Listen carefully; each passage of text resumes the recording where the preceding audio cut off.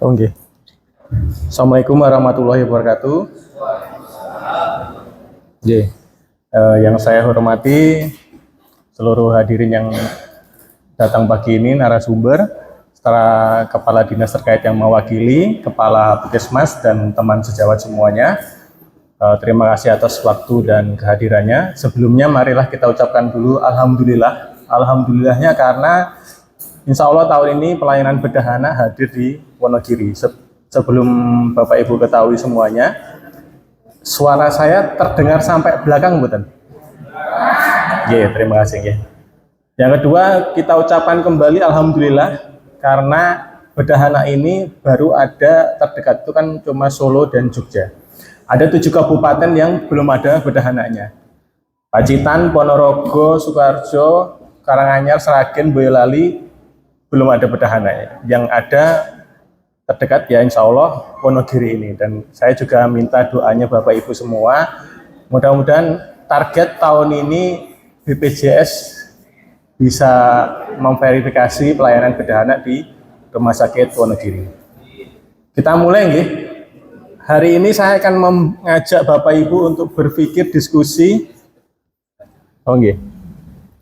Saya ajak Bapak Ibu untuk diskusi, berpikir dan melogika dulu sebelum mengenal bedahana. Kalau waktunya cukup, akan saya sisipin kasus-kasus yang mungkin akan muncul yang paling sering aja. Yang terlalu rare nggak akan saya jelaskan.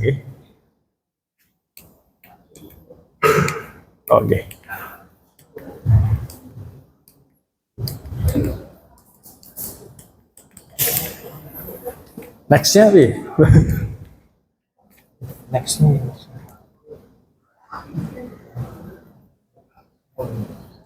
Udah bisa nggih? Bapak Ibu pasti sudah baca berita nggih. Saya akan memulai dari sesuatu yang tidak umum dulu. Nah, ini saya bacakan dari suara.com. Telkom minta pemerintah turun tangan untuk urus Starlink. Karena menurut petinggi Telkom mengatakan bahwa kami tidak bisa bendung teknologi ini. Sekarang yang jadi pertanyaan, waktu saya tidak banyak ya, mungkin cuma 1 jam 2 jam. Sesi tanya jawab di akhir ya, kesepakatan tadi saya jawab sendiri. Nah, kenapa Telkom khawatir padahal layanan Telkom dan Starlink itu sama-sama internet? Tapi masalahnya kenapa DPR tidak bisa membendung Telkom? Karena Telkom tidak bisa membendung Starlink karena Starlink tidak mengambil sumber daya alam, tanah dan hak lainnya di Indonesia. Dia hanya menggunakan server satelit. Nah, persamaannya sama. Khusus kita di ruangan ini cukup menggunakan Telkom. Tapi Bapak Ibu kalau sudah kerja jadi dokter Pertamina, jadi dokter tambang, jenengan tidak kuat kalau menggunakan Telkomsel, kecuali jenengan orang kaya dan membeli towernya sekalian. Opsi terbaik adalah jenengan menggunakan Starlink. Jadi persamaannya Telkom dan Starlink itu sama-sama pengguna penyedia jasa layanan internet. Tapi Starlink itu bisa memenuhi semua layanan sampai ke dalam pulau terpencil, lautan, tengah laut, semuanya bisa. Yang tidak bisa dilakukan oleh Telkom. Kita harus memahami konsepnya ini dulu. Nah, nanti next. Nah, tergantung kita memihak ke Telkom atau kita antipati dengan adanya Starlink. Nah, sekarang saya masuk dulu ke kesehatan. Menkes datangkan dokter Arab dari dokter Arab Saudi untuk tingkatkan SDM. Nah, yang saya biru-biru ini jenengan nggak bisa lihat, nggak saya bacakan. Selain melakukan aksi sosial, tim medis berjumlah 22 orang dari Arab Saudi memberikan pelatihan kepada dokter-dokter muda untuk penanganan bedah jantung terbuka, bedah jantung anak hingga kateterisasi. Jadi kita semuanya duduk di sini, para nakes sampai maksimal dokter umum. Sebenarnya kalau ada isu dokter asing masuk sini, Anda tidak ada tempat untuk khawatir. Karena dokter asing ini tidak akan menyasar kerjaannya perawat, tidak akan menyasar kerjaannya dokter umum. Mereka hanya hadir untuk mencari cuan yang tidak bisa kita layani di Indonesia. Makanya sub-sub itu masuk. Ada 2 rumah sakit besar di Indonesia, di Jakarta, di Bali. Rumah sakitnya tidak ada nama-nama Indonesianya sama sekali. Jangan bisa searching di internet, ada rumah sakit di Pondok Indah Kapuk itu, rumah sakitnya belas nggak ada bahasa Indonesianya sekali. Pure bahasa Cina disumberdayain oleh Yayasan Buddha dan semuanya orang asing untuk spesialisnya. Yang kerja di situ hanya dokter Indonesia yang setara dokter umum. Dokter spesialisnya semuanya luar. Kenapa gitu? Ya karena kita tidak bisa menyediakan. Kenapa saya harus bahas ini? Nanti kita masuk lagi. Next. Nah, Bapak Ibu, ada yang sudah kenal saya belum? Coba angkat tangan. Nggak ada ya, hitungan pertanyaan saya 3 detik. Lalu saya kasih tahu dulu, yang namanya Robin di Jawa itu ada 3. Satu di Purwakarta, dia adalah spesialis anak. Next, satu lagi di sini. Dokter Onika, hidup mic-nya. Minta tolong dong dibaca. Satu dulu, Rex dulu. Nah, bisa dibaca itu namanya, Dokter Onika. Bagi yang pertama ada Dr. Robin Nofriansah, namanya SPP SPOT subspesialis konsultan. Oke, maaf guys, saya ngacak dulu. Kalau dari gelarnya ini praktek apa dok? Ini dokter apa perawat? Perawat. Oke, prakteknya apa kira-kira? Ortopedi bedah. Nah, alhamdulillah jawabannya benar. Saya ulangi ya. Di sini adalah Dr. Robin Nofriansah, spesialis bedah, spesialis ortopedi. Tapi beliau prakteknya di Karyadi, beliau hanya praktek untuk ortopedinya, ortonya. Next. Siapa Mbak namanya Mbak? Ini siapa? Oh, nggak kelihatan. Dokter Onika. Yang kedua ada Dr. Guntur Surya Alam, spesialis bedah anak, subspesialis. Ya, itulah. Oh ya, udah cukup kepanjangan. Beliau juga dokter bedah umum. Beliau praktek di RRSC Klaten, tapi beliau tidak menggunakan gelar bedah umumnya. Beliau menggunakan gelar spesialis bedah anaknya. Oke, dipahami dulu. Next.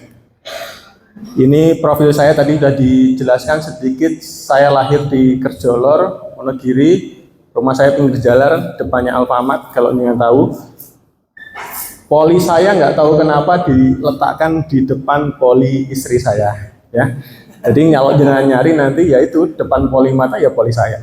Rencananya di situ. Oke. Nah itu jenengan menganggapnya cinlok, tapi bagi saya bukan itunya. Malah kayak diawasin terus bu saya. Lebihnya gitu. Kalau ada dokter Gatot, saya mintanya pada lantai 3, tapi tetap taruhnya di situ, ya. Gak apa-apa. Next. Nah, pertanyaan sekarang adalah subspesialis kita apakah lebih berkembang dari luar negeri? Kalau jenengan bilang iya, oh berarti ada sesuatu pola pikir yang harus saya luruskan. Lanjut. Apakah kita cenderung dibenturkan abu-abu spesialisasi daripada perkembangan ilmu? Next. Sekarang saya kasih contoh juga. Apa perbedaannya SPPD KKV dengan SPJP? Ini Dokter Oni aja yang jawab. Apa dok? Ya kalau untuk yang spesialis penyakit dalam KKP itu sama-sama dan SPJP itu sama-sama menaik ke pembuluh darah, cuma untuk dasarnya untuk yang penyakit dalam itu dari penyakit dalam terlebih dahulu, tapi kalau untuk yang SPJP itu lebih ke jantung. Kalau SPPDKP dan SPP apa?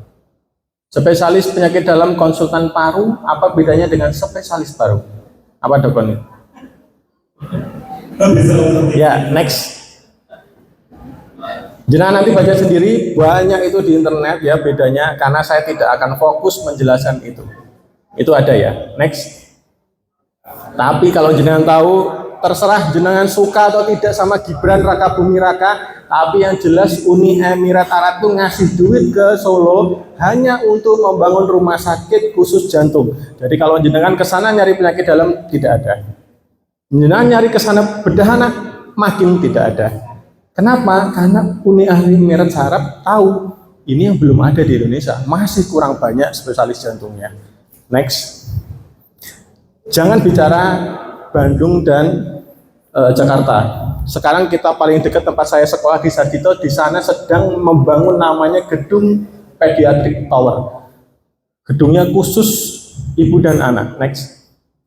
Di mana picu-nicunya anak, dokter spesialis anak, semua sub ada nantinya, bedah anak semua subnya lagi ada di sana, bahkan ruangannya anak, semuanya anak, satpamnya pun juga anak-anak katanya di sana. Okay? Nah sekarang kita bahas ke bedah anaknya. Kenapa saya harus membahas ini? Biar Anda itu gamblang nanti, jangan sampai keluar dari sini, yo bedah anak dokter Robin, yo bedah pada umumnya, jangan gitu ya. Nah, kenapa harus ke dokter spesialis anak? Ini website dari Kolegium Bedah Anak. Nah, Kolegium Bedah Anak kami namanya Perbani. Nah, anak bukanlah miniatur orang dewasa. Anak memiliki fungsi tubuh, ukuran, dan sifat jaringan yang berbeda dengan orang dewasa. Jaringan dan organ pada anak itu lebih halus dan rentan. Kami, dokter spesialis bedah anak, telah mempelajari pembedahan pada anak dan terlatih khusus untuk menangani kasus-kasus bedah anak. Mudah-mudahan waktunya cukup, nanti tak selipin kasus-kasusnya. Next. Ini dari Children Mercy. Kemarin waktu seminar di Kansas City, dia mengatakan 40% kasus anak meninggal itu karena misdiagnostik. Ya, next. Kalau kemarin jenengan ikut webinarnya SKP gratisan Kemenkes, itu ya dikatakan penyebab kematian bayi terbanyak 2023 itu kelainan bawaan anak, nih paling bawah. Kelainan bawaan anak itu masih 8,4%. Terlalu tinggi, di luar itu nggak sampai 5%. Terus penyebab kematian balita sama, ranking 3, 8,2%. Lumayan ya. Next. Nah, ini juga website dari Kemenkes ya. Sebagian besar kasus kematian yang terjadi di Indonesia merupakan kasus yang dapat dicegah. Bayi itu 90, nggak kelihatan juga, 96, anak-anak itu 76, sampai di lansia itu kematiannya turun ke 73%. Tapi yang jenengan harus lihat persentasenya, ranking 1, 2 itu semua kasusnya anak yang mati ya. Nomor 2 adalah apa dokter Tony bacanya? Ya, nomor 2. Untuk nomor 2 ada congenital birth defect. Nah, pada bayi penyebab nomor 2 tersering mati itu congenital birth defect. Sedangkan pada balita apa dok nomor 2-nya? Pada balita ada congenital birth defect juga. Nah, nomor 2 bedah anak itu penyumbang kematian tertinggi. Nomor 1 adalah di anak-anak dan di bayi sama-sama neonatal disorder. Ini bisa dikerjakan dokter anak atau dokter bedah anak. Tapi kematian nomor 2 pure semuanya yang bisa menangani bedah anak. Penyebab kematian ini websitenya dari Kemenkes. Saya cuma screenshot sumber institusi evaluasi medik Kemenkes data tahun 2019. Next. Nah, sekarang pelan-pelan kita masuk ke yang intinya dari seminar pagi ini tentang kupas tuntas tentang bedah anak. Jadi banyak yang akan bertanya, dok, batasan usia sampai berapa bedah anak itu? Nah, bedah anak itu adalah pelayanan yang menangani dari usia 0 hari sampai dewasa 18 tahun. Kalau di kota besar sebutannya nggak gitu. Kalau kota besar Jogja dan Jakarta dari sejak hamil. Jadi sejak hamil misalkan dokter obsginya menemukan poli atau oligohydramnion atau pas di USG 3 dimensi atau 4 dimensi ya. Kalau 2 dimensi nggak akan kelihatan, ketemu bubble di jantung atau di paru atau di gasternya terlalu berlebih, nah itu kita konsultan ke kami biasanya. Itu nanti bisa dioperasi sebelum kehamilan. Tapi itu kota besar. Kalau kota Wonogiri nggak mungkin saya menerima konsulan dari obsgin. Ya udah, berarti batasannya 0 hari lahir ceprot, ewek itu sampai 18 tahun.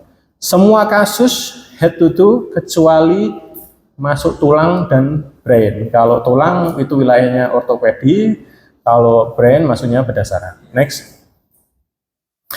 Nah, ini websitenya umum orang-orang yang males ke dokter. Halo dokter ya, mengenal dokter bedah anak dan tindakan apa yang dilakukan. Tak bacakan gitu. Dokter bedah anak adalah dokter spesialis yang memiliki keahlian khusus dalam melakukan tindakan pembedahan atau operasi pada anak-anak termasuk janin, bayi baru lahir, prematur, cukup bulan, balita hingga remaja 18 tahun. dokter subspesialis ini memiliki gelar SPPA. Oke, mulai paham nggih definisinya ya. Next. Nah, perlu Bapak Ibu ketahui yang bisa meluluskan spesialis bedah anak hanya ada 4 di Indonesia. UGM, tempat saya lulus kemarin, Unair Surabaya, Unpad Bandung, sama satu lagi di sisi timur, Unhas. Oke. Nah, uniknya di tempat ini ya tetap ada ngelulusin bedah umum ya bisa, ngelulusin ortopedi bisa. Jadi kalau jenengan punya saudara mau sekolah bedah umum boleh, atau jenengan kalau suaminya bedah umum mau ngambil bedah anak kayak dokter Guntur ya bisa ke sini. Atau jenengan kalau punya adik bedah umum mau ngambil ortopedi ya ke UGM juga bisa. Maksudnya kenapa saya harus menyebutkan 4 kampus ini? Karena kalau kita nggak mau menguatkan kampus yang lain, jadi jenengan jangan berdiskusi dan menjelekkan Kemenkes dan lain-lain. Saya bukan di pihak itu, tapi saya tuh jengkel ketika kita benci dokter asing masuk, tapi dokter kita nggak dikembangkan. Sama aja kayak saya ini ya. Saya sekolah lulus dokter umum 2014. 2014 itu utang bapak saya itu 1 M. Ketika itu bisnis keluarga bapak cuma kelontong. Tiba-tiba saya mendapatkan info A1 akan ada Indomaret masuk di wilayah saya. Sekarang saya berdiskusi sama orang tua saya. Indomaret itu pesaing besar, legal tidak? Legal. Pesaing besar ya Bu, besar. Dia masuk merugikan bisnis ibu enggak? Iya. Ya udah kita cari utang lagi 2 miliar, kita bangun sekarang Indomaretnya milik ibu. Jadi ibu tidak akan ada pikiran, aduh aku desain. Daripada desain ini, yuk tak ambil aja itu franchise-nya. Ya sama, kalau kita takut dokter luar masuk ke Indonesia, yang harus takut tuh bukan jenengan. Perawat nggak mungkin kena perawat luar negeri ke Indonesia, nggak mungkin. Dokter umum apalagi. Cuma spesialis yang akan masuk ke Indonesia. Jadi kalau jenengan tidak mau spesialis luar masuk, ya dukung kampus-kampus lain untuk membuka subspesialis lain. Nah, UGM ini paham, Unpad Unair ini paham. Kalau ngambil bedah anak ortopedi dari bedah umum itu 4 tahun, ngambil ortopedi 3 tahun, ngambil bedah anak 3 tahun, total 7 tahun Bapak Ibu. Dan hitung-hitungannya Menteri Kesehatan zaman dulu sebelum sekarang, pemenuhannya 20 tahun lagi tetap tidak tercukupi. Makanya 4 kampus ini men-shortcut, boleh ngambil bedah anak, boleh ngambil ortopedi, boleh ngambil bedah saraf, langsung subspesialisnya cukup sekolah 5 tahun. Jadi dipangkas 2 tahun untuk memenuhi. Ternyata hitung-hitungannya tetap sama aja. 10 tahun ke depan nggak akan cukup. Karena spesialis bedah anak aja di 7 kabupaten tadi terdekat cuma Wonogiri, Solo sama Jogja. Masih jauh dari kata cukup. Nih. Lanjut. Nah, masih banyak yang nanya. Kan kata-katanya bedah anak dok. Lalu apa dok bedanya bedah anak dan spesialis anak? Kalau di Jogja, di Jakarta, apalagi rumah sakit khusus anak terbesar yang memunculkan bedah anak pertama itu Rumah Sakit Harapan Kita. Tumor pertama diangkat di sana. Operasi bedah kembar siam pertama di Indonesia juga di Harapan Kita. Di sana jumlah dokter anaknya ada 5, spesialis anaknya ada 30. Mereka kerjasama. Jadi sebetulnya sama-sama menangani kasus 0 sampai 18 tahun. Sama-sama berkolaborasi, bekerja sama untuk kasus anak-anak. Perbedaannya hanya satu. Pada bedah anak adalah kasus kemungkinan akan dilakukan intervensi. Oke. Kalimat kemungkinan diingat-ingat dulu. Kemungkinan ya. Next. Jenengan bisa percaya dengan Mbah Google, silakan dicari dulu pediatric surgeon apa atau bedah anak adalah, jenengan nyoba nyari sendiri ya. Next. Kalau jenengan alumni kampus negeri harusnya tidak asing dengan namanya John Hopkins All Children Hospital, rumah sakit tiruan di seluruh dunia, tempat pediatric tower di Indonesia berdiri, mereka nyontoh di sini. Kalau saya tadi bilang di Sarjito nanti akan ada pediatric tower sampai satpamnya pun anak-anak, di sini semuanya anak-anak, polpen anak-anak, semuanya anak-anak. Okay.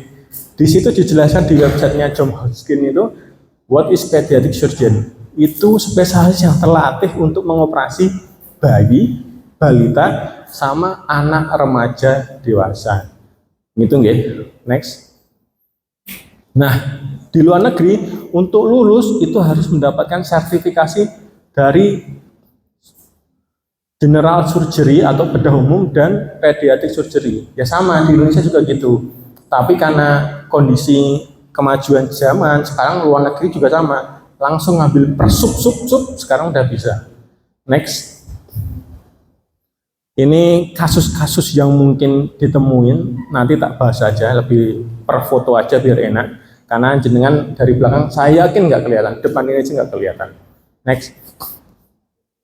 Nah, dokter Oni lagi yang di biru-biru dok, coba dok. Indonesia aja nggak apa-apa dok. Dibaca yang saya bold biru dok. Pediatric surgeon are referred still by what general practitioner and pediatrician. Surgeons do not only operate but also manage and treat many patients that do not require surgery. Artinya apa dok? Sepemahaman jenengan? Enggak apa-apa dok. Oke, dulu translate. Boleh. Sepemahaman jenengan aja. Nanti kan ujungnya saya ngomong. Nggak apa-apa. Jadi pediatric surgeon ini merupakan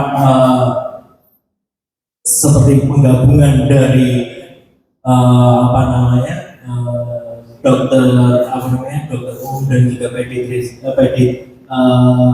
anak dan juga surgeon atau bedah. Jadi bedah ini tidak hanya untuk konsul medis ataupun yang menteri atau merawat gitu ya untuk pasien yang hanya untuk pembedahan saja. Oke, matur nuwun gitu. Saya ulangi ya. Pediatric surgeon are referred children by both general practitioner. Dokter Azizah, general practitioner itu artinya dokter umum kan? Pediatrician artinya spesialis anak ya. Refers itu artinya rujukan. Jadi dokter spesialis bedah anak itu mendapat rujukan boleh langsung dari dokter umum atau dari pediatrician atau langsung dari bedah anak. Surgeon do not only operate but consult. Nih, dokter bedah tidak selalu operasi. Bisa aja cuma konsultasi, manage, treat, many patient, banyak pasien do not yang tidak selalu membutuhkan operasi. Oke. Jadi persepsinya dibenerin dulu. Bedah anak itu 95% operasi. Ya 5% ini jangan dirumahkan, tidak selalu operasi ya. Kasusnya apa dok? Nanti kalau waktunya cukup ada. Next. Kalau jenengan punya saudara, suami, istri, keluarga dokter umum, bedah semuanya harusnya tahu. Royal College Surgeon of England ini bapak-bapak pendiri bedah terkenal itu di sini. Nah, di websitenya dikatakan what do pediatric surgeon do? Nah, dokter dokter Azizah bantu dok, dibaca dok. What do pediatric surgeons do? Where the specialist often or area. Pediatric surgery is the only surgical specialty in by the patient's age rather than by a specific condition and deals with the disease, trauma, and malformation from the total period to teenage years. Artinya dok? Jadi gimana nih kita sebenarnya dokter spesialis anak itu maksudnya di sebelah mana atau bagaimana? Jadi tidak concern di ayat tubuh tertentu, tapi didefinisikan dari umurnya, jadi spesifik umurnya itu menteri dari penyakit, trauma ataupun malformasi dari fetal sampai dewasa muda. Iya, terima kasih Bu. Kalian sinten Bu dari Rumah Sakit Muhammadiyah Selogiri. Nggih, paham mboten niku Bu? Sing jenengan tangkep napa? Terlalu cepat. Dokter Azizah katanya terlalu cepat dok. Bahasa Indonesianya aja dok, diulang dok. Jadi sebenarnya berdasarkan spesialis anak itu kalau mana ya itu. Jadi konsulnya ini tidak di area tertentu, area klinik tertentu, tapi didefinisikan dari usianya. Jadi ini menterit atau mengobati berbagai macam penyakit, trauma, atau malformasi dari usia fetal sampai ke dewasa muda. Ya, gitu nggih. Saya minta waktunya perhatiannya 30 detik. Mohon yang pegang HP sedang makan dihentikan dulu. Dari Royal College of Surgeons of England ini, rumah sakit bedah dedengkot, dukun dan guru besar semuanya, ini paling utama. Dia menjelaskan apa itu bedahana. Where other specialists are concerned. Nah, di mana spesialis lain itu dijelaskan spesialisnya tergantung dari area of body. Ya, contoh spesialis tulang sebutannya ortopedi, spesialis otak bedah saraf, spesialis hidung apa ya? Spesialis kalau kena mata apa? Oh, mata. Oh, ya. Mana lanjutannya mana? Sorry. Nah, jadi spesialis yang lain tadi disebutkannya kayak gitu. Apalagi ya? Spesialis BTKV, nggak pernah denger ya? Hanya ini dokter torak, ya, itu kan khususnya tulang dan kawan-kawan. Gitu. Kalau kulit dokternya apa? Dokter kulit, ya. Nggak mungkin kalau dokter kulit disebutnya dokter mata, nggak mungkin ya? Nggak mungkin. Nah, pediatric surgery is only surgical specialty that defined by patient age. Jadi satu-satunya spesialis yang nggak ada penjelasan organnya. Kalau lain tadi kan dijelaskan sesuai organnya apa. Kalau bedahana itu tidak ada organnya. Bedahanya itu spesialis yang dijelaskan berdasarkan jenis penyakit, trauma dari periode umurnya ini ya 0 sampai 18 tahun tadi. Jadi bedahana itu nggak ada. Berarti kalau cacat kognital harus ke bedahana? Enggak harus. Jawabannya wajib. Tapi kalau kasus yang lain ya sepele-sepele boleh. Contoh gimana dok? Saya kasih contoh. Sama dokter Oni aja ya biar enak. Ada 3 dokter dok. Dokter umum, dokter spesialis anak, sama dokter spesialis anak konsultan paru. Ya, 3 tadi dokternya. Sekarang ada satu pasien 6 tahun datang dengan batuk. Boleh ke dokter mana dok? Boleh ke semuanya dokter. Betul, boleh ke semuanya. Ternyata setelah diperiksa sama dokter gede, parunya itu kenceng sudah 1 bulan diperiksa ternyata masuk pneumonia berat. Kemana dok? Ada ketersediaan spesialis di rumah sakit. Oh, semuanya ada tadi 3 itu. Langsung ke anak konsultan. Enggak, jawabannya adalah boleh ke dokter anak atau konsultan paru, tapi disarankan tidak ke dokter umum. Ternyata setelah dianalisis lebih mendalam, pasien ini habis traveling dari Cina. Berarti kemana dok? Pasiennya masih sama, tapi setelah dianalisis, oh ternyata dia pneumonia berat dan habis traveling dari Cina. Baiknya kemana? Nah, kalau sudah ceritanya expert panjang, penyakitnya pneumonia berat, usianya masih balita, ya pilihannya sudah haram ke dokter umum. Kalau ada dokter anak masih boleh, tapi kalau sudah ada dokter spesialis anak konsultan paru, wajib ke situ. Saya kasih kasus yang lain dok. Sekarang di rumah sakit ini fasilitasnya lengkap, ada 4 dokter. Dokter umum, bedah anak, urologi. Ya, ada 4 ya dok. Kalau mau sunat, boleh kemana dok?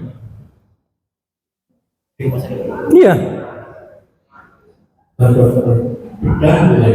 Ya, kalau cuma sunat, semuanya boleh.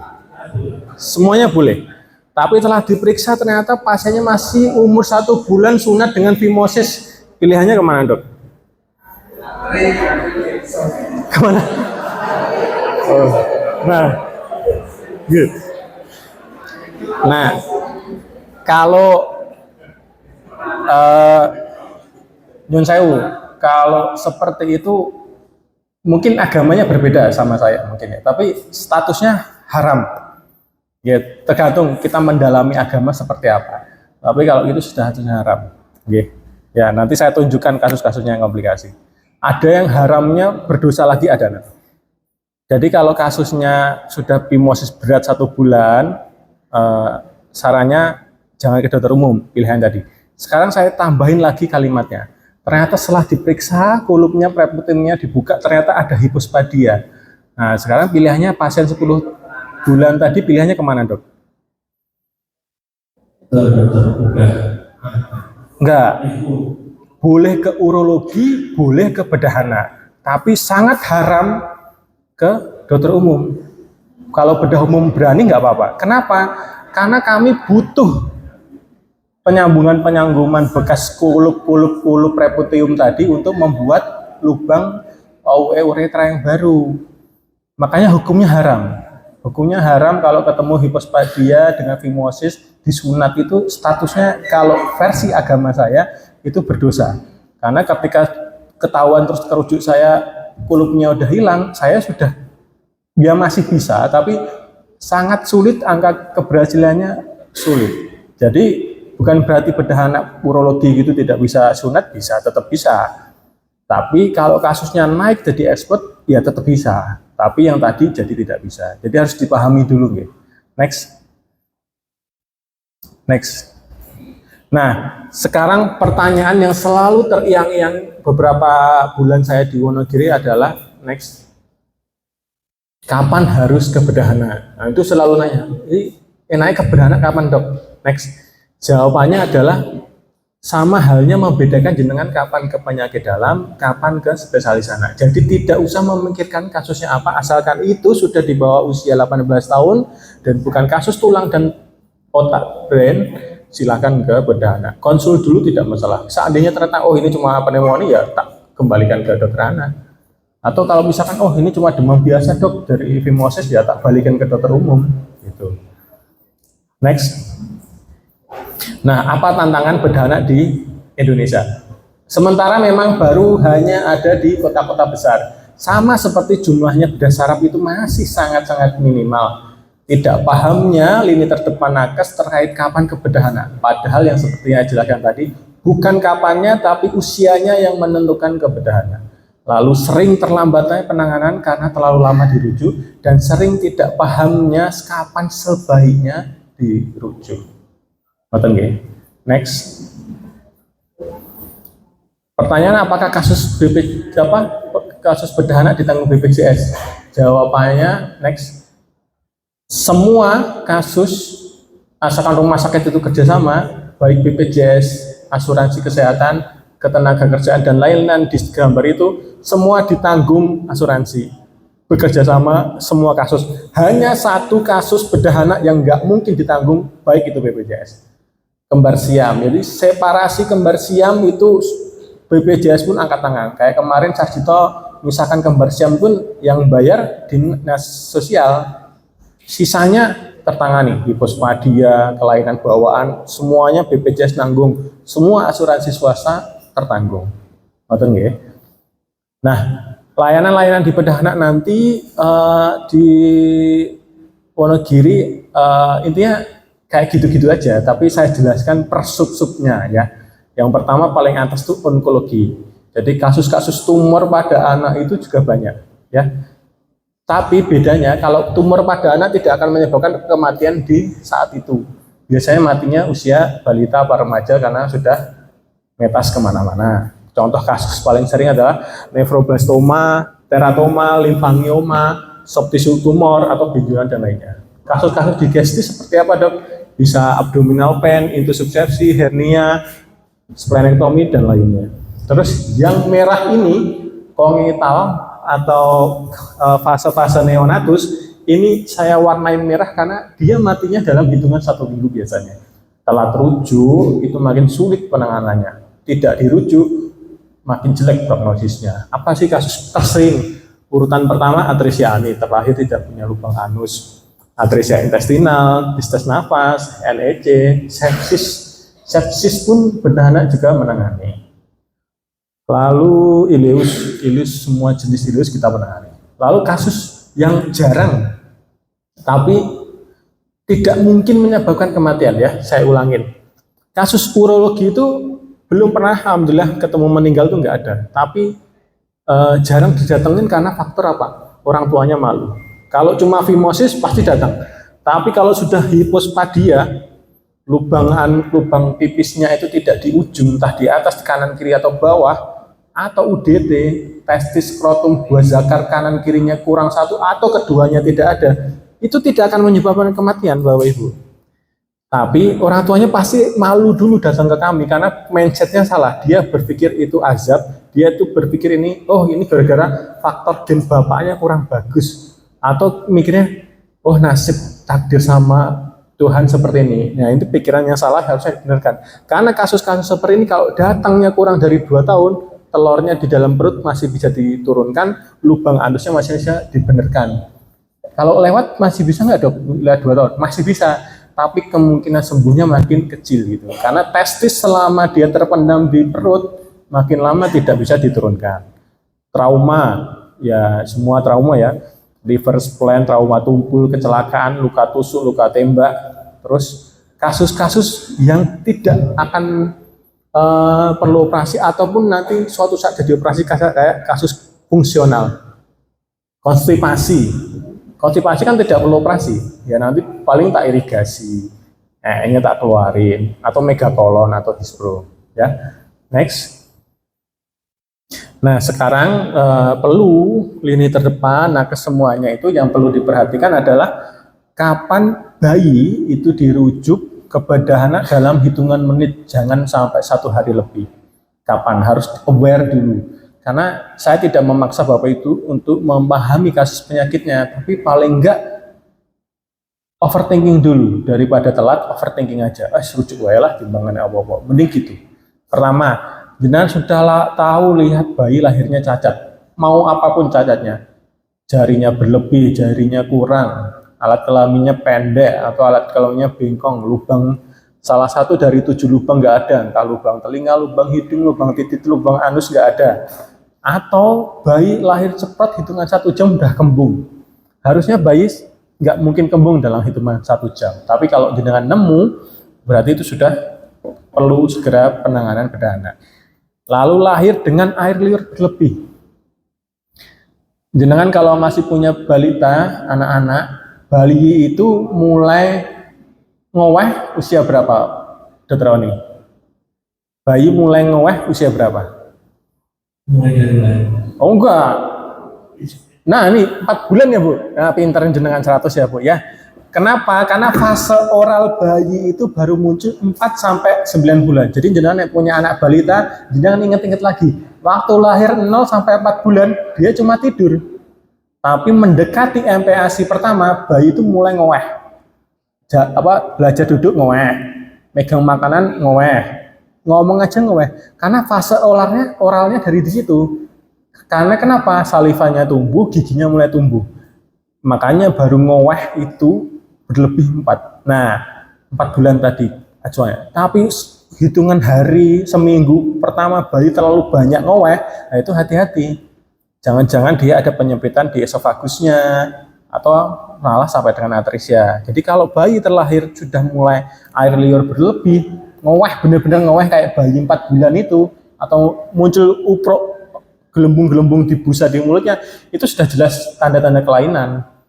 Kenapa harus hitungannya menit, Dok?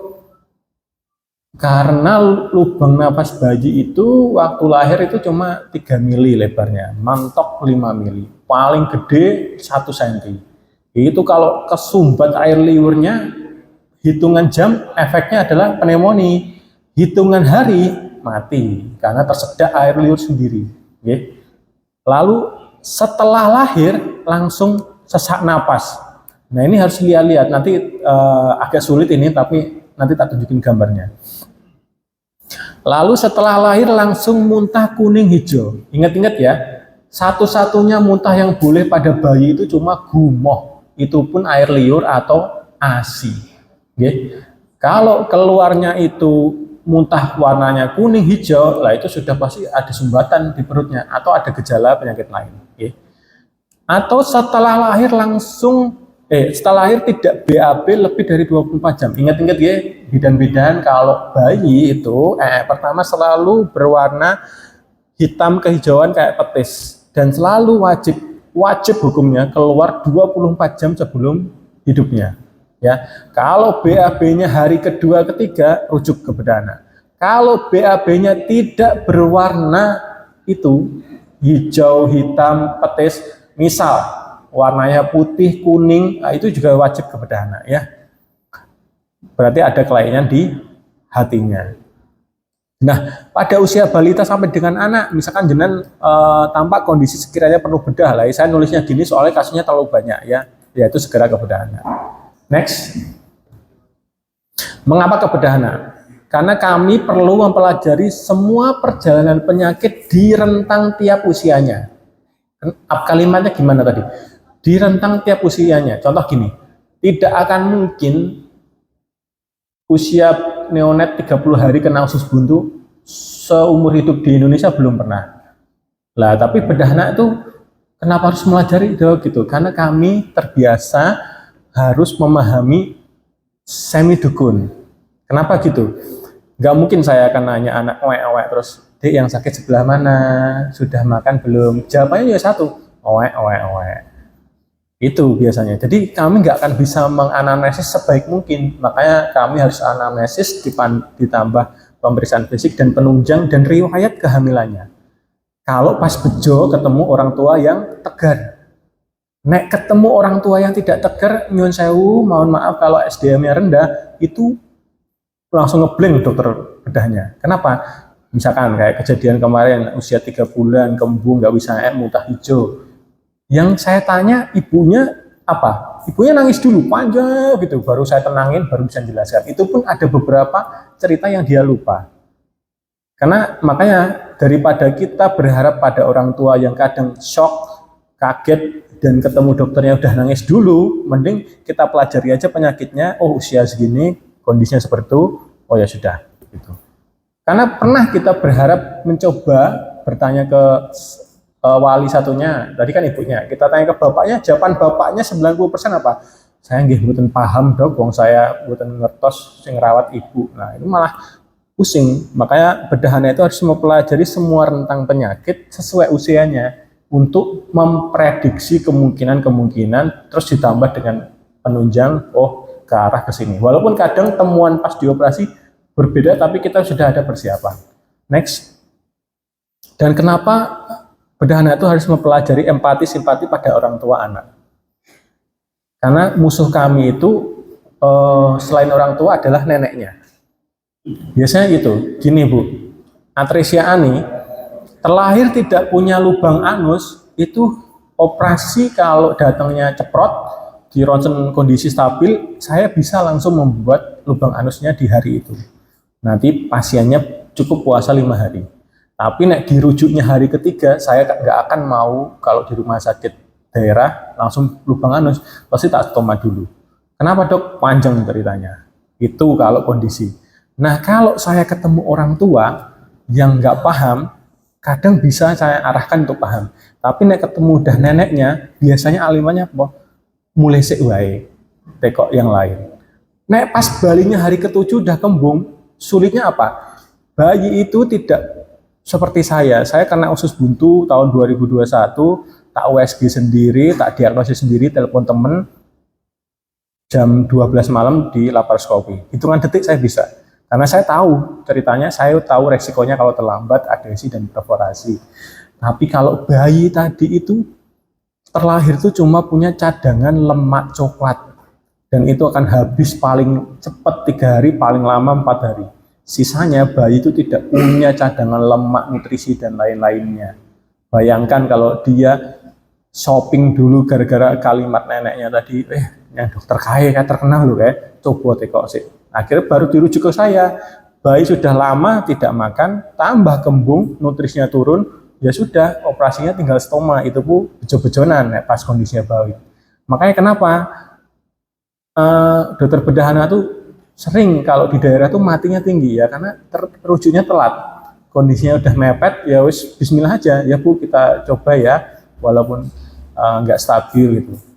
Nah kalau kita nunggu stabil ya nggak mungkin, wong dia nggak bisa menerima makanan, ketika udah kembung mbok masukin ASI pasti gumoh mental.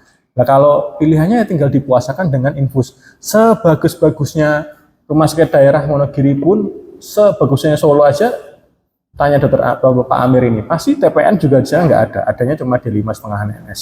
Itu mbok sementok-petoknya pinternya spesialis anak, ngangkat nutrisinya nggak akan keangkat. Makanya kecepatan merujuk dan ketepatan merujuk itu mempengaruhi keselamatan dan prognosis dia akan hidup apa enggak kalau benar kasusnya kongenital.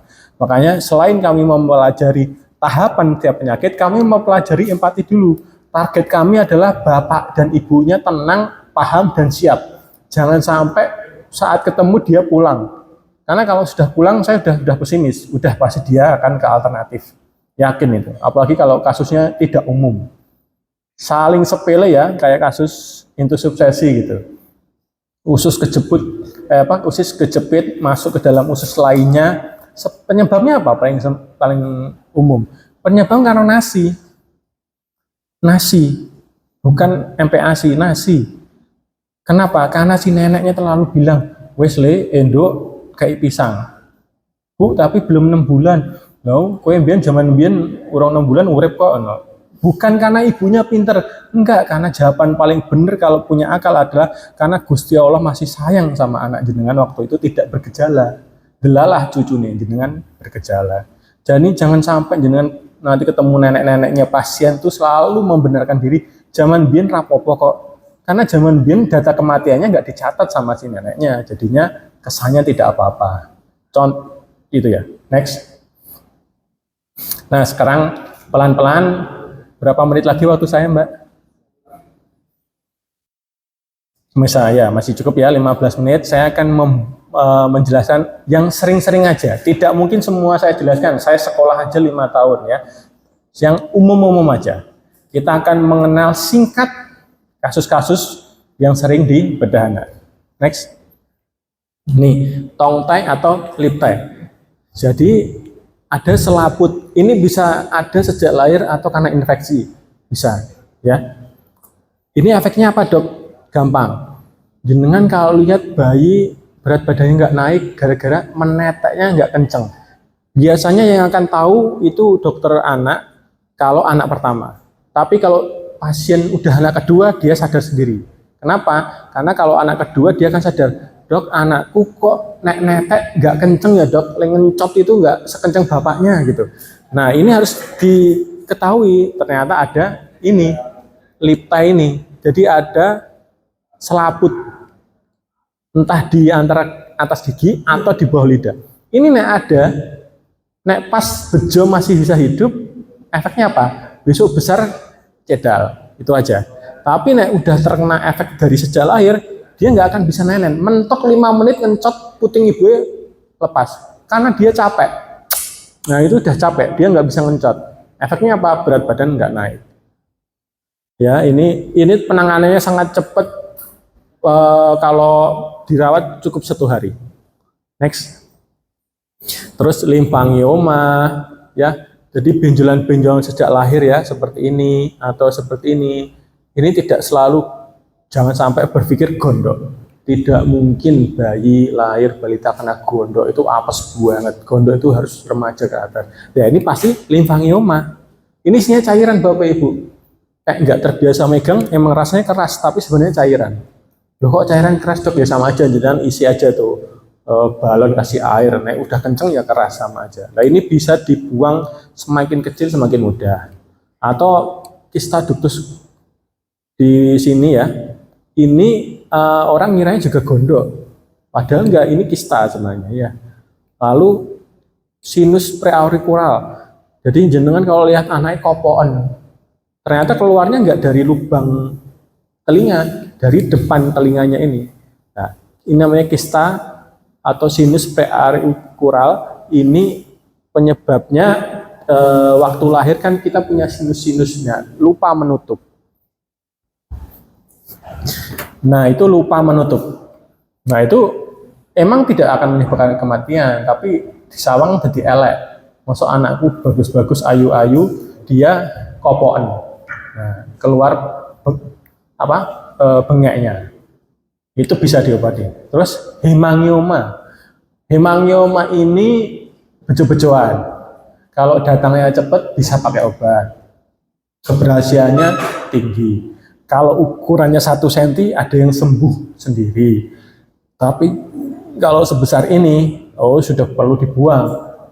Emang kalau nggak dibuang gimana dok? Buat aksesoris tanda lahir biar besok nek anaknya ketelingsut gampang nyarinya dok gitu. Ya ini hemangioma. Isinya apa? Pembuluh darah. Nek pas apes ketemu teman yang bullying ditendang ya bocor. Buat jenengan dep pakai epinephrine sama semen ya nggak akan berhenti. Gitu ya, next. Nah, APP, usus buntu. Anak nggak akan pernah bilang, Bu, saya nyeri kanan bawah. Nggak akan pernah bilang, ujuk-ujuk wis telanjur pecah, adesi, akhirnya kembung.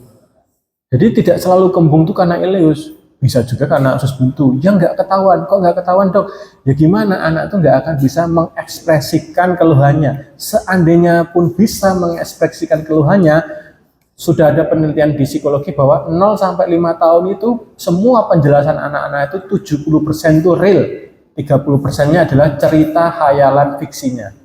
Jangan coba kalau punya anak masih balita, temuin, Dek, tadi belajar apa? Mesti ceritanya ngalor ngidul. Itu semua jangan bilang anaknya Anda itu bahwa apa calon pembohong, enggak. Memang studi psikologi mengatakan balita itu tidak bisa menceritakan real. Banyak kreasi-kreasi imajinasi yang dibicarakan oleh anak. Makanya kadang keluhan-keluhan itu yo imajinasi dia 30%, sisanya baru benar. Ya itu yang kadang menjebak dokter, wah ini mau kembung biasa Bu, masuk angin. Ternyata usus buntu yang pecah. Next. Hidrokel ya. Isinya cairan kayak gini. Memang tidak bahaya, tapi nek infeksi jadi bahaya. Emang bisa dok kena anak-anak? Oh, kalimatnya bukan memang bisa, sering kalimatnya. Okay? Kalau sudah merah infeksi gini, yang menyulitkan saya untuk operasi. Yang harusnya bisa dirawat sehari, mungkin jadi 4 hari harus pakai antibiotik. Gitu. Yang paling saya benci itu memberikan antibiotik anak-anak. Kenapa?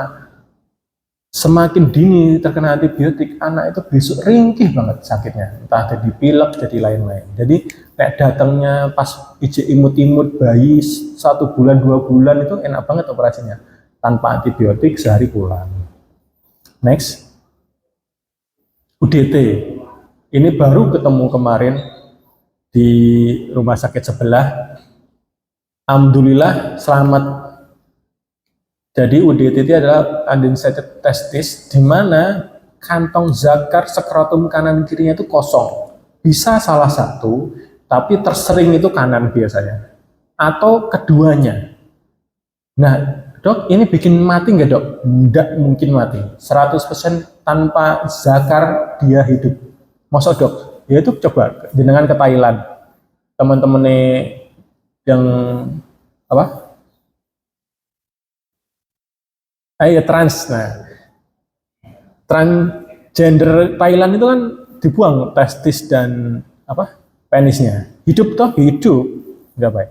Tapi nek jenengan telat lewat 2 tahun, saya tidak ada jaminan bisa menyelamatkan atau menurunkan si testisnya. Jadi testisnya itu tenggelam di perut, belum sempat turun atau telat turun atau macet lah. Lah nek telat 2 tahun ke atas biasanya udah hitam. Kenapa sih kok hitam, dok? Karena suhu abdomen itu lebih panas dibandingkan skrotum. Jadi kena panas sih skrotum apa testisnya itu mati. Efek terpanjang apa dok? Ya paling mandul itu doang. Tapi kan mosok yo tego anaknya mandul. Nah kemarin saya ketemu di rumah sakit sebelah itu. Ibunya tuh sadar ternyata, ibu coba jujur, jenengan sadar anaknya tidak punya testis dari kapan? Dari lahir dok. Coba, loh kok nggak ke dokter? Ya saya kira keturunan dok. Nah ini kasihan. Nah terus kok bisa ketemu saya? Karena delalah dia kena 2 kasus. Testisnya nggak turun plus hernia. Jadi dia datang ke saya karena hernianya kejepit. Ternyata tak buka, jepitnya kena testisnya. Kan kasihan ya. Harusnya kalau sebelum 2 tahun itu bisa diturunkan kanan kiri testisnya. Kan kasihan. Nek mati tidak mungkin mati tenang, tapi mandul kenceng banget mandulnya nanti. Next. Nah, hernia semua jenis hernia itu emergensi ya. Jangan hanya Anda berpikir, oh kayaknya hernia cuma dewasa, Dok. Anak sering. Ini sudah dapat 2 saya dalam 2 bulan ini. Di 2 rumah sakit berbeda sebelah itu dapat 2. Ini hernia kemarin yang satu usia 1 bulan, yang satu usia 2 tahun. Nah ini kalau kejepit, nyun sewu, usus anak itu tidak setebal usus orang dewasa. Usus orang dewasa itu kayak babat sapi, tebelnya itu sekitaran setengah mili. Nah nek ususnya anak-anak itu benar-benar setebel buku-buku lembaran buku jenengan itu tipis. Nah nek itu kejepit bisa jebol. Ya kalau jebol nek pas bisa sambung ya tak sambung, tapi nek nggak bisa disambung ya di stoma kan mesake. Jadi kalau hernia itu emergensi, semakin dini dioperasi lebih bagus. Ya, saya juga mohon doanya kalau di RSUD Sudiran ini bisa beli laparoskopi, itu lebih enak lagi. Itu operasinya nggak perlu nginap bisa kalau pakai laparoskopi. Tapi sayangnya di sini sedang pengajuan. Kalau laparoskopi cuma pakai 1 lubang aja di udel, nggak pakai lubang lain-lain aja, cuma di udel selesai. Tapi perlu laparoskopi tapi belum ada. Next. Nah, atresia esophagus. Ini yang tadi saya bilang, kalau bayi terlahir dengan air liur sejak lahir udah ngoweh, ini ada sumbatan. Jadi kalau jenengan lihat, ini NGT, ini mentok. NGT nggak bisa masuk ke lambung, dia mentok. Ini atresia esophagus. Nah, ini biasanya nek nggak segera dirujuk, bejo-bejo ini 6 hari dia hidup. Nah enggak dirujuk, ya paling 6 hari lah paling cepat 2 hari mati. Kenapa, Dok? Ya esofagusnya buntet. Jenengan mau kasih ASI, air suci, celupan tangannya Habib, dia tetap nggak sembuh. Atau jenengan kasih air doane pendeta, tetap nggak sembuh. Buntet. Malah nek jenengan cekokin terus, ya mempercepat mati. Karena kenapa? Dia refleks, sumbak refleks, nek orangnya pinter kayak kita, jangan jauh ya, maaf ya, kayak kita, nah itu nggak apa-apa, bayi nggak bisa seperti itu. Jadi nek jenengan seseli, dia nggak bisa, itu nggak bisa, dia pilihannya aja ditelan apa aspirasi, makanya hitungannya segera, itu nggih. Next. Nah, meconium ileus nih. Jadi ileus yang disembahkan meconium. Kok iso, Dok? Nah tadi saya bilang BAB itu harus keluar 24 jam pertama. Nek nggak keluar, dia terlalu lama ngendap neng usus yang mana. Nah, kalau dia terlalu lama ngendap, ya buntet. Nah, habis dioperasi nggak ada apa-apa, tumor nggak ada. Ya adanya cuma yang lupa keluar. Penyebabnya apa, Dok? Banyak penyebab, tapi paling sering itu karena ibunya DM. Jadi dia terlahir dengan cystic fibrosis sehingga dia menyerap air terlalu banyak, mengakibatkan si feses mekonya itu kurang lunak, akhirnya nggak keluar. Nah ini malah bahaya. Makanya jenengan ibu-ibu bidan perawat bukan hal sepele nyatetin belum kita tadi dicatat. Kenapa harus dicatat? Nah, itu nanti tak tanyain. Jangan sampai aduh lupa, Dok, gak nyatet. Jangan dicatat.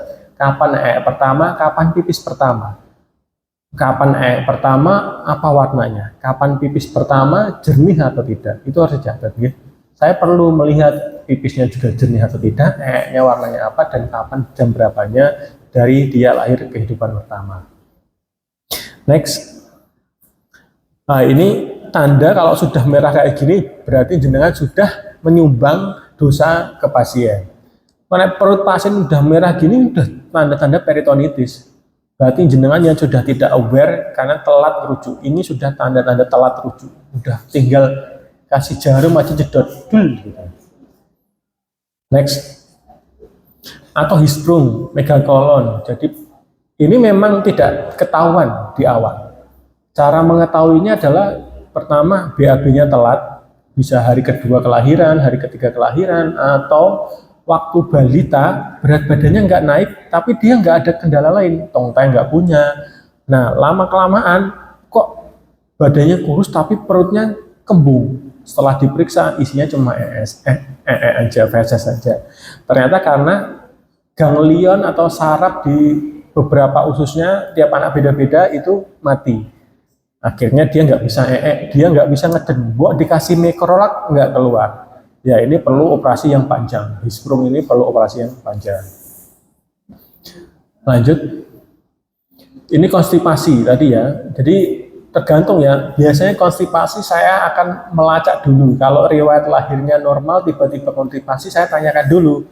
Anaknya toilet trainingnya bagus atau tidak. Anaknya ini di sekolahnya itu bukan dibully, dia punya sesuatu yang membuat dia traumatik untuk tidak nyaman BAB. Jadi jangan kaget ya.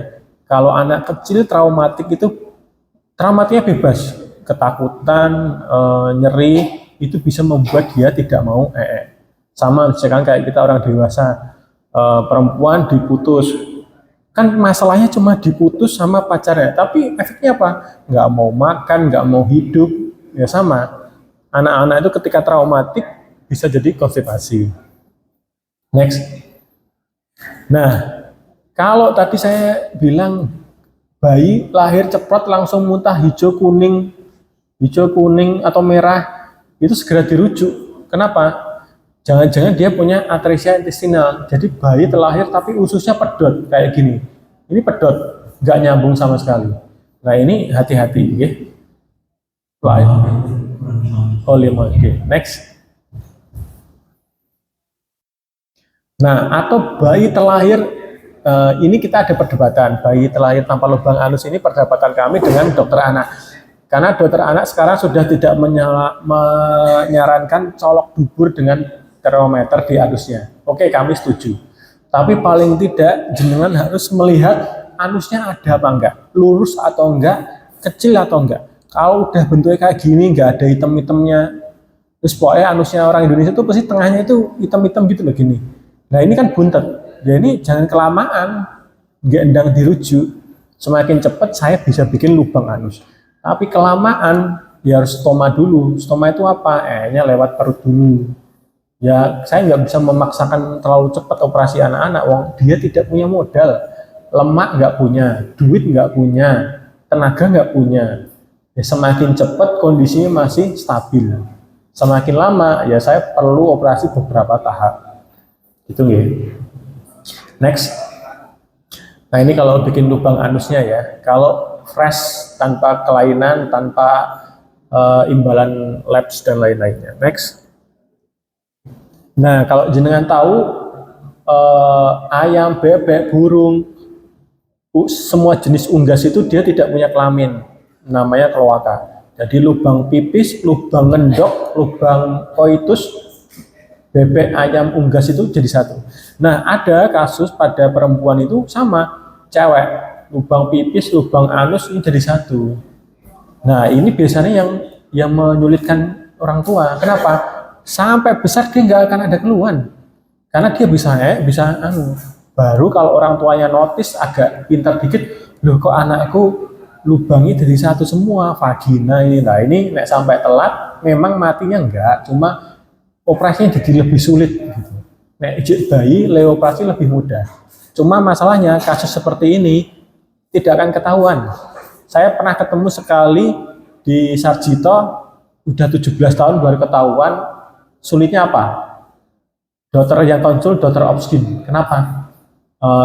Indikasi kontraindikasi lahir per vaginam. Terus tak tanya, kok konsulnya ke bedah anak dok? Sudah 35 tahun. Iya dok, soalnya dia nggak punya anus. Dia baru ketahuan.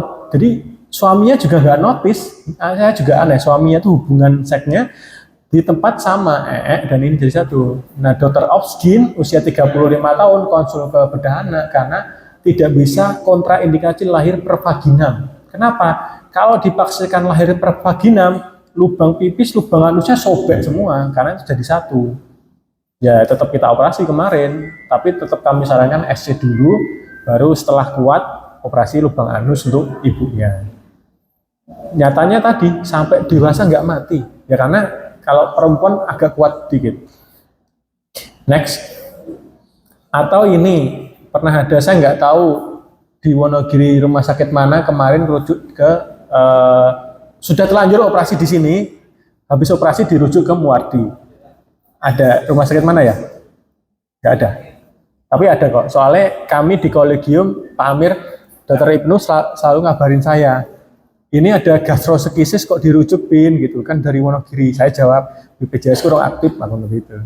Nah ini masalahnya apa? Nyuwun sewu banget. Ini kemarin sebelum Lebaran kok dirujuknya setelah dioperasi. Harusnya kalau kayak gini jangan dioperasi dulu. Nyuwun sewu, jangan dioperasi dulu. Akhirnya sama Dr. Ibnu, senior saya di Muardi, operasi lagi. Ya matilah, bayi belum 7 hari 2 kali operasi. Ya karena sejawat bedah umum sebelumnya cuma ngasal masukin, nggak lihat kelainan, nggak diposisikan transversum di atas, usus halus, usus buntu di kanan, nggak diposisikan, asal lebok ya ngikat buntat ya. Jadi terus pripun dok kalau saya ketemu bayi kayak gini layar ceprot, ambil kasa, kasih NaCl, lembab, tutup, rujuk. Dah. Nek bisa ngerujuknya posisinya miring kanan. Nek nggak bisa ya wis terontang aja nggak apa-apa. Wis rujuk. Nggak usah aneh-aneh. Nggak usah sok-sokan mau operasi, sulit ini. Okay. Next. Atau ada kasus namanya ompalokel. Jadi bayi terlahir kulitnya ada, ususnya belum jebrot, belum keluar, tapi lapisannya itu sangat tipis banget, sangat tipis sekali. Nah ini sama penanganannya, tutup kasa aja. Kalau jenengan punya salep luka bakar, Burnazil boleh dikasih tutup, rujuk ke saya. Kalau kasus kayak gini lihat sikon. Kalau klinisnya baik, dia nggak punya kelainan Down syndrome, ini nggak usah operasi bisa. Kita kasih obat, nanti kulitnya tumbuh. Tapi ya lama, 4 bulan paling cepat. Tapi kalau habis, satu lagi, next. Ini ya perawatannya next ya. Waktu habis nyun sewu, next. Next. Ini umbilical cord hernia, hati-hati guys. Dilihat sekali aja bidan-bidan kalau jepit hati-hati, jangan-jangan ada usus kejepit nanti mati, next. Perut-perut skapot ini hati-hati ya. Kalau jenengan punya bayi perutnya terlalu bidang ini hati-hati, jangan-jangan tuh hernia diafragma. Bayi itu harusnya perutnya belendung, nggak kembung tapi belendung kayak saya ini loh perutnya ya. Kalau sampai terlalu suspek gini malah bahaya nih bayi ya. Next, nggak mungkin bayi suspek ya.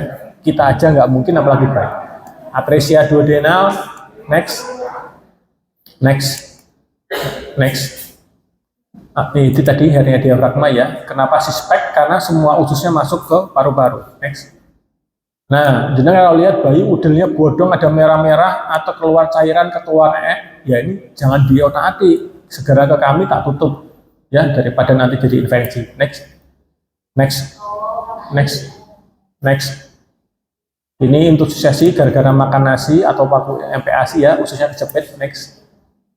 Atau skrotum ya, biasanya paling sering terkena usia 10 sampai 17 tahun ya, tiba-tiba testisnya melumpir ini ya segera dirujuk. Next. Fimosis atau nih ya, burit penis ya, bayi terlahir titiknya pendek, jangan Anda ejek anaknya titiknya pendek, jangan-jangan itu cuma tenggelam, bisa dikeluarin. Atau terlahir punya jengger, nah ini jangan asal sirkumsisi kalau punya jengger ini ke bedah anak. Next. Nah, ini bukan burit penit ya, ini tapi komplikasi pasca sunat. Fimosis yang terinfeksi, dia mendelep, kayak gini. Next.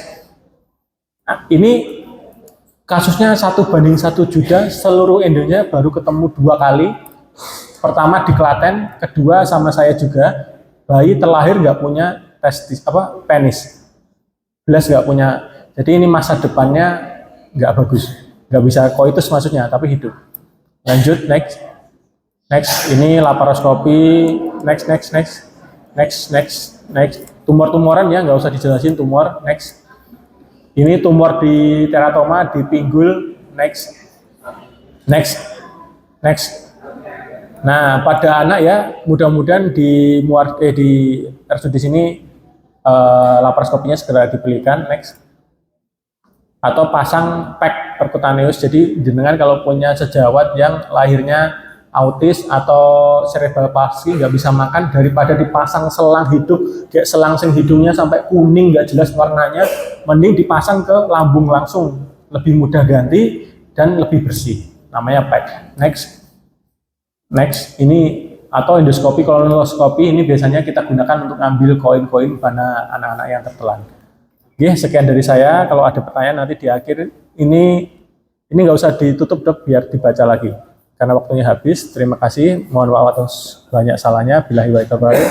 Wassalamualaikum warahmatullahi wabarakatuh. Kita berikan aplaus untuk Monggo, Pak. ya, terima kasih atas